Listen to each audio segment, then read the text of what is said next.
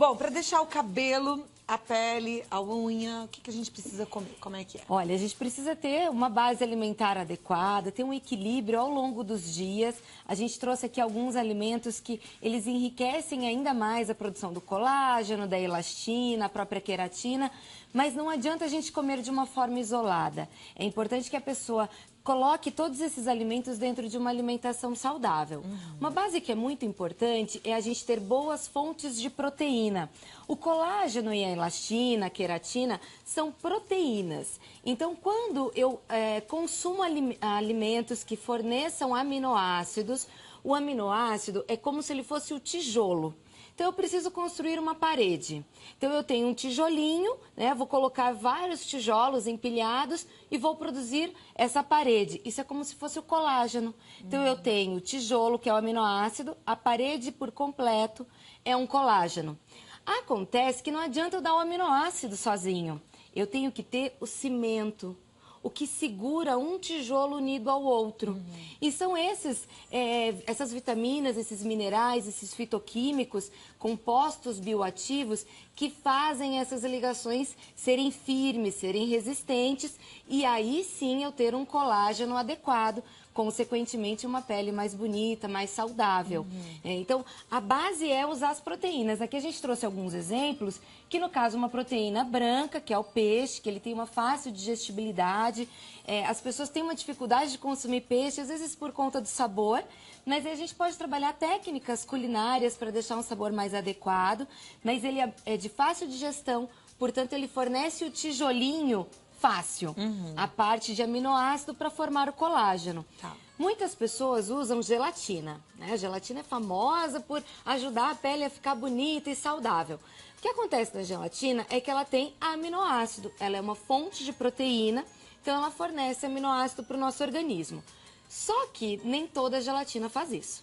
Tem que ser aquela famosa gelatina incolor, sem sabor, né? Que a gente até tem aqui um exemplo, que é esse pozinho. Aí tanto faz em pó ou em folha? Tanto faz, pode ser a folha também. Só que tem que ser dessa, não adianta ser aquela já industrializada, que tem o sabor, que já vai ter corante, aromatizante. Então tem muita concentração química naquela preparação e a concentração de aminoácido é muito pequena. Então não vai trazer o benefício que eu estou esperando para minha pele. Então, se eu quero ter uma pele saudável, eu vou trabalhar aminoácido, eu vou comer carne, ovos também é uma boa fonte de proteína, ou então a gelatina incolor, que eu posso adicionar numa sobremesa, num suco, num creme de frutas, para trazer a riqueza de aminoácidos dessa preparação. Tá. Convém tomar cápsula de colágeno? É uma opção, na realidade não necessária. Né? Então, assim, se a pessoa tem fontes adequadas de proteína na alimentação dela, não tem necessidade de tomar o colágeno em cápsula, porque ela já tem o colágeno para ser produzido dentro do corpo dela. Né? A gente vai se alimentar, entrou aminoácido, o corpo da gente vai produzir o colágeno. Tá. Então não tem necessidade. Só se a pessoa não comer, não consumir proteína adequadamente. Mas aí tá fora do que a gente chama de alimentação saudável. Verdade. Né? Então, se ela comer adequadamente, aí não tem necessidade. Então, o tijolinho fica por conta do aminoácido que a gente encontra nas proteínas. Exatamente. Como é que a gente consolida esses E tijolinhos? aí a gente vai entrar no cimento propriamente. A gente tem algumas substâncias que vão ajudando essas estruturas a ficarem firmes. Então, por exemplo, vitamina A, vitamina C, muito presente, por exemplo, na laranja, né? Tomar aquele suquinho de laranja de manhã, ajuda, inclusive, a vitamina C tem a função de estabilizar esse colágeno, de grudar os tijolinhos e deixar ele bem firme, né? Uma outra coisa que é bem interessante é que para eu manter esse colágeno bonito, na função celular dele, eu tenho que ter água entre as minhas células. Então, aquela história, ter uma pele bem hidratada. Para isso, não adianta só tomar água. É importante, tenho que tomar água também, mas eu tenho que ter nutriente que segura a água lá nas minhas células. E existe um nutriente que a gente encontra na beterraba, principalmente, e aí tem que ser a beterraba crua, que o nome é estranho. Vou dizer para que todo mundo conheça. É ácido carboxipirrolidônico. Parece um palavrão, né? Mas, na realidade, é uma substância que tem a capacidade de segurar a água lá nas células da nossa pele. Então é fundamental consumir. Então todas as vezes que a gente come uma beterraba crua, desde uma salada até um suco, a gente está mantendo a umidade da nossa pele, naturalmente a estrutura do nosso colágeno também. A cenoura também é o segundo alimento que mais tem essa substância, mas a beterraba é a top de linha. Quando a gente cozinha, a substância se perde. Bom, por um outro lado, tem uma substância na cenoura que a gente aproveita mais quando ela tá cozida, Quando ela né? tá cozida, tudo é assim, né? Então, no caso do beta-caroteno, de todos os carotenoides em geral, da vitamina A, a gente ativa ela com o cozimento. Então, por isso também não dá para ser aquela coisa como sempre do mesmo jeito. Você pode ir variando, até para ter sabores diferentes, preparações diferentes e os nutrientes da mesma forma. O licopeno do tomate também, ele fica muito mais biodisponível para a nossa absorção quando cozido. Então, fazer um tomatinho, por exemplo, assado no forno com um pouquinho de ervas, tem mais licopeno. O licopeno é um excelente antioxidante que trabalha nessa regeneração das células da pele. A nossa pele, ela tem uma regeneração que dura em média 28 dias. Então, a minha pele de hoje, daqui a 28 dias vai estar diferente. Então, para quem começar agora a colocar esses alimentos que vão incentivar a melhora da pele, não espere que vá mudar tudo daqui a uma semana. Você precisa dar esse período de, no mínimo, 28 dias para começar a mostrar os resultados na pele. Tá? Um outro nutriente que é muito interessante, a gente encontra no espinafre. Chama luteína. A luteína, ela é um fotoprotetor. Então, até para essa época agora de verão, a gente vai para a praia, vai se expor muitas vezes a uma piscina, vai ter uma exposição solar maior. Os raios solares, eles vão agredir menos a nossa pele, não só pela proteção que a gente faz por fora, passando o filtro solar adequadamente, mas por dentro também.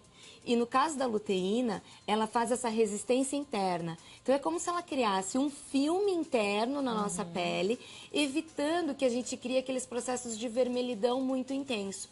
E que esses raios produzam radical livre na nossa corrente sanguínea. E como é que a gente pode aproveitar ou extrair o máximo da luteína, por exemplo, do espinafre? Tanto consumido cru quanto cozido. O importante do cozido é não cozinhar demais. Ela é uma substância que ela não se perde com o calor, mas esse não se perde é não em excesso.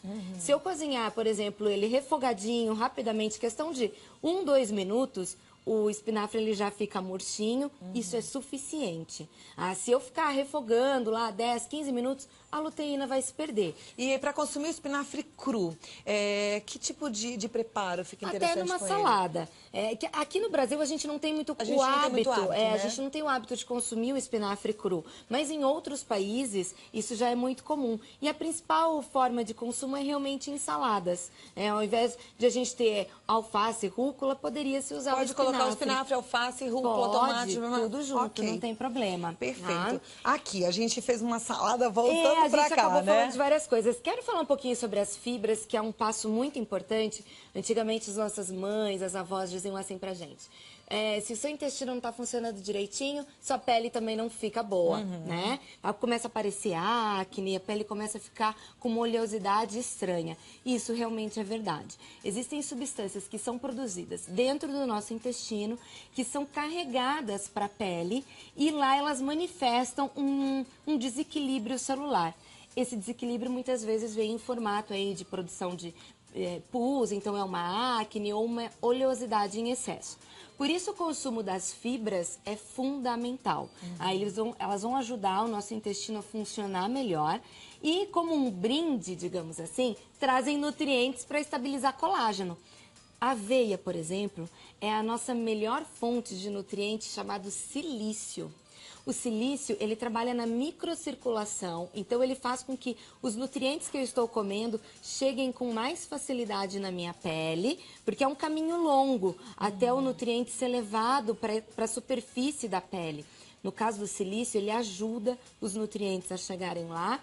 E para celulite, apesar de não ser a nossa pauta mestre, mas a celulite ela é muito mais amenizada quando eu tenho silício.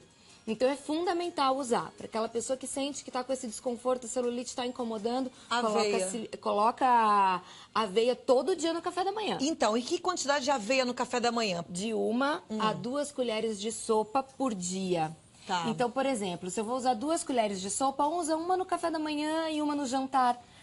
Isso pode fazer parte de uma salada, de uma sopinha, Eu ando colocar no comendo feijão. o floquinhos da aveia, 2 colheres com aquele potinho de iogurte natural. Eu acho que fica também pode gostoso. ser, Às não vezes tem problema. Às vezes tem que pôr um pouquinho de mel, dependendo da vontade do doce, né? Mas é que fase do mês que a gente tá. Essa fase do mês com doce é uma beleza. Um dia a gente vai fazer uma pauta, assim, para umas Exatamente. alternativas para essa fase. Porque, que dificuldade, que é uma fase que pega, a né? gente A quer vontade. comer doce, né? Exatamente. É impressionante. Mas funciona super bem. E aí 2 colheres é o fundamental. É o fundamental. Aqui, a castanha do Pará. Castanha do Pará, ela é riquíssima em selênio. Selênio é um antioxidante poderosíssimo que trabalha no nosso corpo fazendo realmente um grande combate contra os radicais livres. Então é muito importante utilizar. Isso vai fazer com que a minha pele seja preservada e naturalmente vai disponibilizar também, por exemplo, vitamina E que contém na castanha para fazer a regeneração dos meus tecidos, inclusive da pele, da unha, do cabelo. A quantidade que a gente usa é que tem que tomar cuidado. Ela tem gordura, gorduras boas, inclusive, que fazem bem não só para a pele, mas também para a saúde cardiovascular. No caso da pele, aquelas pessoas que têm aquele aspecto de pele bem seca, bem craquelê, como a gente chama, o ideal é eu consumir gorduras boas. A castanha é uma opção, de 1 a 2 unidades por dia, no máximo 2, porque ela tem uma concentração de gordura alta, portanto também bastante caloria. Por isso que eu não posso exagerar na quantidade, tá? No caso do morango, a gente tem principalmente antocianinas, que são substâncias que trabalham também como poderosos antioxidantes e já tem alguns trabalhos mostrando a ação desse nutriente especificamente para estabilizar colágeno e elastina. Então, uma vez que eu produzi o colágeno, eu comi as fontes de aminoácido, consegui fazer ele ter essa produção acontecer dentro da minha pele, eu tenho que manter a vida dele, manter essa estabilidade. E no caso das antocianinas, está sendo cada vez mais demonstrado que elas fazem isso. E a gente encontra antocianina no morango e todas as frutas que têm pigmento vermelho. Então, no morango, na framboesa, na amora, na uva vermelha, na ameixa vermelha. Também. E não só nelas, mas na cereja, na própria beterraba também. Berinjela, na casca da berinjela. Tudo que tem pigmento vermelho e arroxeado, quanto mais escuro, mais rico em antocianinas. Maravilha. Então, fica uma ótima opção. Que delícia. Não dá vontade da gente comer todas essas coisas saudáveis e gostosas? E aí saber que a gente está fazendo ainda bem para nossa pele, para o nosso cabelo, para nossa unha?